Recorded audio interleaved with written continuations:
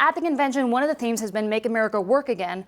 But instead of seeing really concrete economic proposals, we've gotten a lot of hot-button political topics. What do you think the economic takeaways are from the convention so far? Well, there's been very little discussion of any economic specifics of the convention. And in fact, Hillary Clinton and the Obama administration are vulnerable because of the relatively low growth rates in the last several years.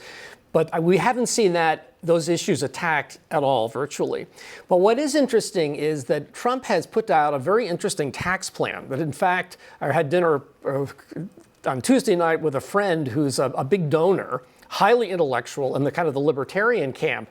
And he was not a Trump supporter, but he's backing Trump because of this plan, which is essentially a 15% corporate tax rate, highly simplified individual tax rates, eliminating interest deductions for both businesses, maybe individuals as well. So there's a certain intellectual rigor to his tax plan that I think is attracting people who are not attracted by his outrageous statements.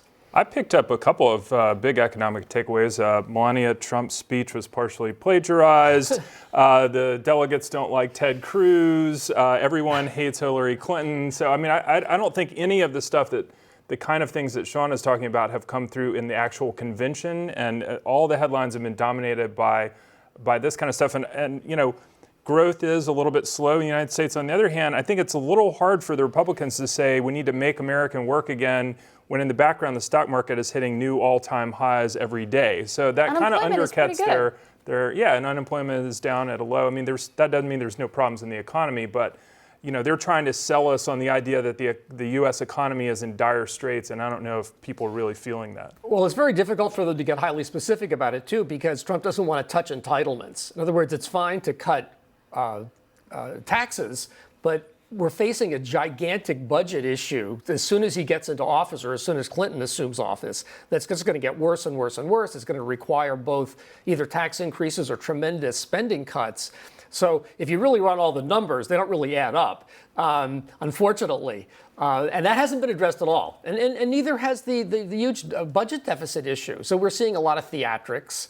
I was amazed by Trump appearing just as people were the tension was rising on whether Cruz was going to endorse him or not. And Donald shows up with a big grin in the back of the stadium. It was the theatrics and the television as a spectacle is fantastic, but the issues are being neglected. We have a reporter at the convention floor. Fortune senior editor Dan Permek is at the convention right now. Dan, what are you seeing? No, look, I agree with that. We've seen almost no discussion of economics whatsoever. There's been a lot of talk about coal for some reason, and coal jobs specifically.